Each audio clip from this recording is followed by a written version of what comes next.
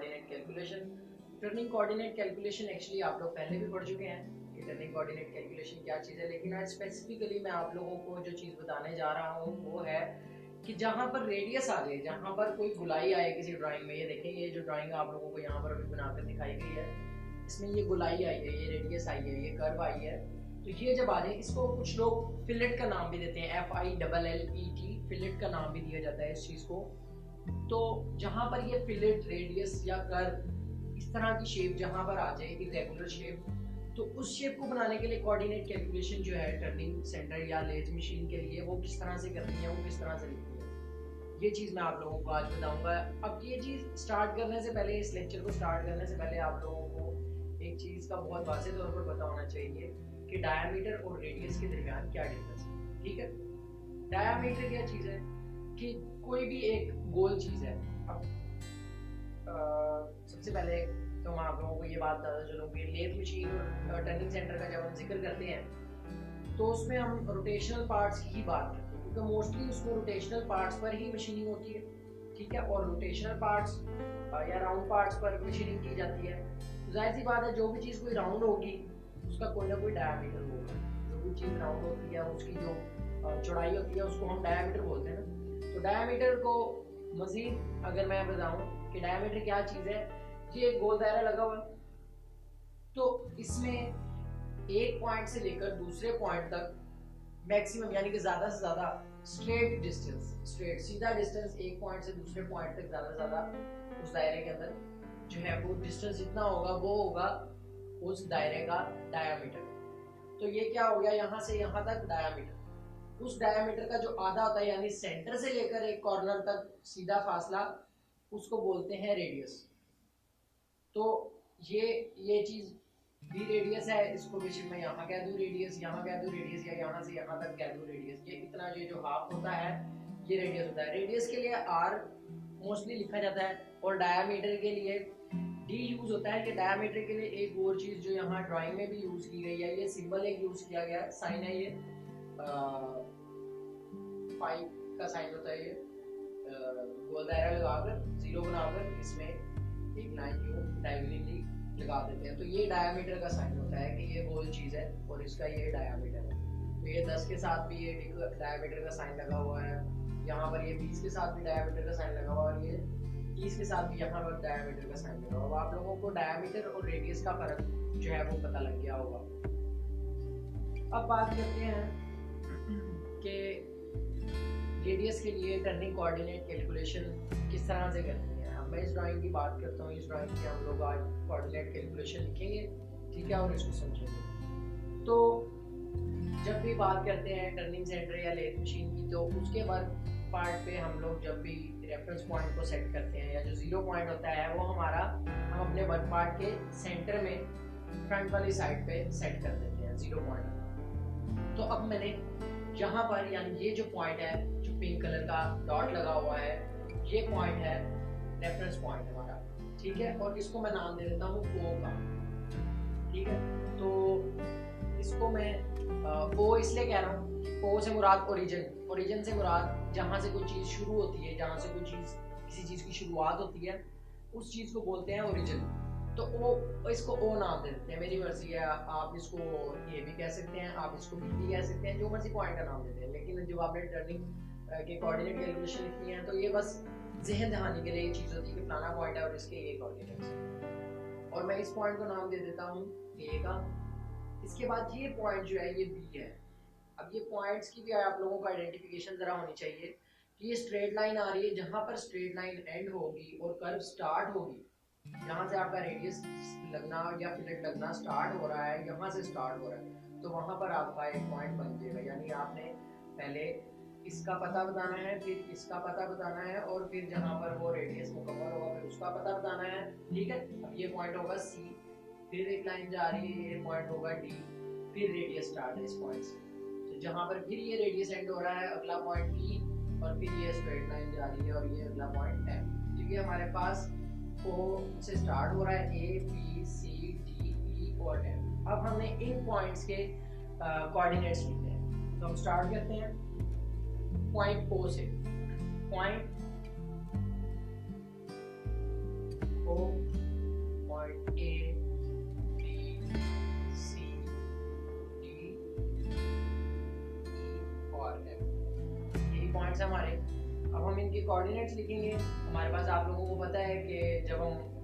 Lathe machine की turning की या टर्निंग सेंटर की बात करते हैं तो हमारे पास दो एक्सिस होते हैं, ठीक है, कॉमनली जो यूज होते हैं वो दो एक्सिस होते हैं, एक्स एक्सिस और जेड एक्सिस। और आपको पता है कि डाया की सिंक में जो एक्सिस होता है वो है एक्स एक्सिस, और जो लेंथ की सिंक में होता है, जो लंबाई की सिंक में होता है, वो होता है जेड एक्सिस। तो वो जैसे हम चक की तरफ को मूव करेगा टूल हमारा, इस तरफ को मूव करेगा तो z नेगेटिव की तरफ हो जाएगा, और जब x में हम लोग टूल हमारा बेशक वो फ्रंट माउंटेड और रेयर माउंटेड से मुराद है, फ्रंट माउंटेड से मुराद है कि वर्क पार्ट के फ्रंट वाले सिंक में टूल लगा हुआ हो या वर्क पार्ट के पिछली सिंक में टूल लगा हो। कोऑर्डिनेट कैलकुलेशन जो है वो बिल्कुल एक ही तरह की जाती है, इसमें कोई मसला नहीं होता, क्योंकि जब भी x नेगेटिव तभी होता है जब वो डाया कम वाली साइड को जा रहा हो, तो तभी हम जो है डायमेंशंस को माइनस करते हैं। और वैसे भी लेथ में और टर्निंग सेंटर में इनमें बिल्ट इन मशीन्स को पता है कि जब भी x के साथ कोई वैल्यू लिखी जाएगी प्रोग्राम के अंदर, तो वो मशीन जो है उसको डायामीटर के तौर पर रीड करती है उस वैल्यू को। फॉर एग्जांपल अगर आप लिखते हैं x30, तो मशीन उस जगह पर, उस पॉइंट पर जो है x को 30 डायामीटर जो है वो पढ़ेगी। यानी कि अब मैं आप लोगों को शुरू करवाता हूँ कोऑर्डिनेट कैलकुलेशन। तो पहला पॉइंट जो O है, O के लिए कोऑर्डिनेट आपके होंगे, क्योंकि O तो हमारा स्टार्टिंग पॉइंट है, तो x0 और z0, और यहाँ आपने सेमीकोलन लगाई और इसको एंड कर दिया। अब A पॉइंट जो है आपका, इसके लिए आपने क्या किया, x की वैल्यू लिखनी थी, x के साथ आपने डायामीटर का यूज करना था। तो A पॉइंट पर डायामीटर कितना है, A पॉइंट पर डायामीटर है 10, और Z में कोई मूवमेंट हुई है, Z में कोई मूवमेंट नहीं हुई क्योंकि ये सिर्फ x एक्सिस में मूवमेंट हुई है, तो Z एक्सिस आपका बिल्कुल वैसे का वैसे ही रहेगा, क्योंकि अभी हम एब्सोल्यूट सिस्टम में कोऑर्डिनेट्स लिख रहे हैं। इसके बाद पॉइंट B पर जब आप जाएंगे तो इसके लिए x में मूवमेंट नहीं है बल्कि z में सिर्फ मूवमेंट है, तो x आपका बिल्कुल सेम ही रहेगा, और z में मूवमेंट होगी नेगेटिव की तरफ, और कितनी है वो a से b की तरफ 10 की मूवमेंट है और नेगेटिव है, तो ये -10।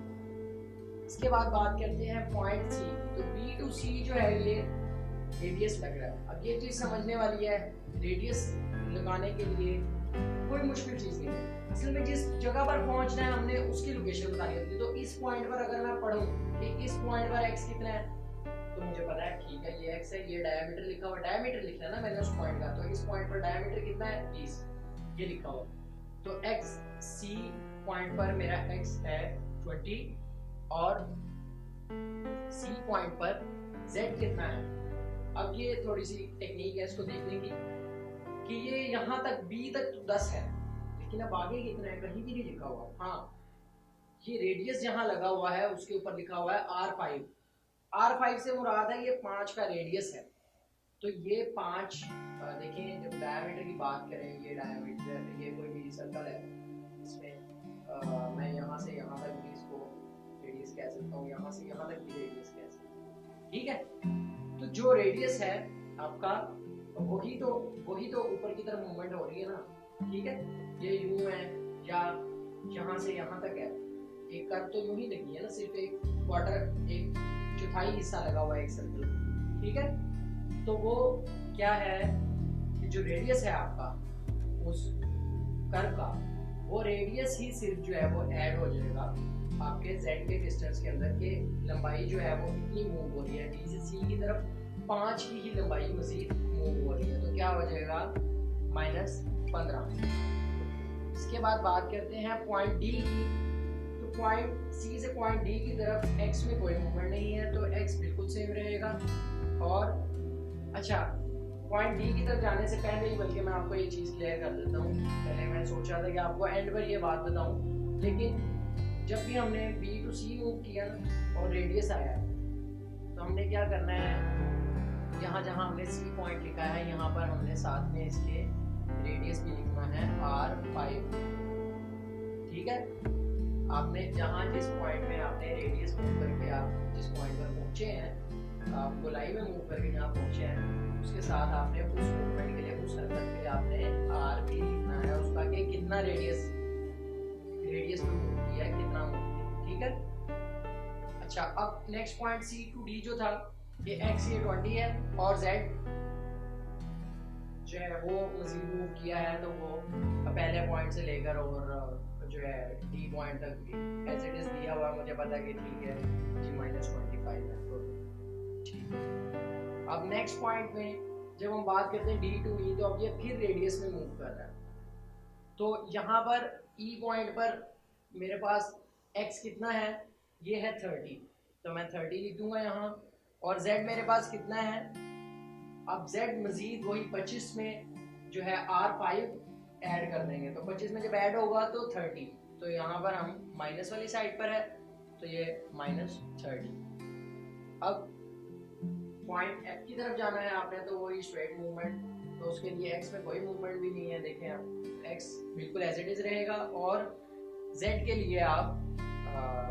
यूज करेंगे -40, ठीक है। और फिर अभी दोबारा देखें, मैं इसी वजह से जो है इस चीज़ को स्किप करता हूँ और बाद में आपको दोबारा ये चीज़ याद करवा रहा हूँ, लेकिन आप लोगों ने इसको साथ साथ लिखते जाना है कि ये जहाँ जिस स्टेप में रेडियस मूव होता है, जी टू डी हमारे पास यहाँ पर रेडियस मूव होता है ना पॉइंट के लिए, तो आपने यहाँ पर उसका साथ में रेडियस भी लिखना है, और ये इन सेमी कॉलम्स को आपने लगाना नहीं भूलना, ठीक है। ये बहुत ज़रूरी है, ये आदत डेवलप करना आप लोगों के लिए, अभी से ये आदत डेवलप होगी तो आप सेमी कॉलम्स लगाएंगे, और सेमी कॉलम्स जो है ये असल में एक किस्म की एंड ऑफ ब्लॉक का काम करती हैं, कि एक मैसेज आपने टाइप किया, एक लाइन आपने टाइप की, एक कमांड आपने टाइप की प्रोग्राम में, और आपने एंटर प्रेस कर दी, ठीक है। तो जब तक वो एंटर प्रेस नहीं होगा वो कमांड नहीं चलेगी, नहीं वो रन करेगी, तो ये चीज़ बहुत ज़रूरी है, इसको भी साथ साथ प्रैक्टिस करें, सेमी कॉलम्स को भी यूज़ करें। तो उम्मीद है कि आप लोगों को समझ आ गई होगी, ठीक है। इस चीज़ को रिवाइज करें, इसको देखें, इसके हवाले से मैं आप लोगों को इंशाल्लाह जो है असाइनमेंट भी दूंगा, और अगर कोई चीज़ मुश्किल हो तो आप लोग वीडियो के नीचे भी कमेंट करके पूछ सकते हैं, और उसके अलावा मुझसे पर्सनली भी कॉन्टेक्ट कर सकते हैं। Thank you very much. Allah.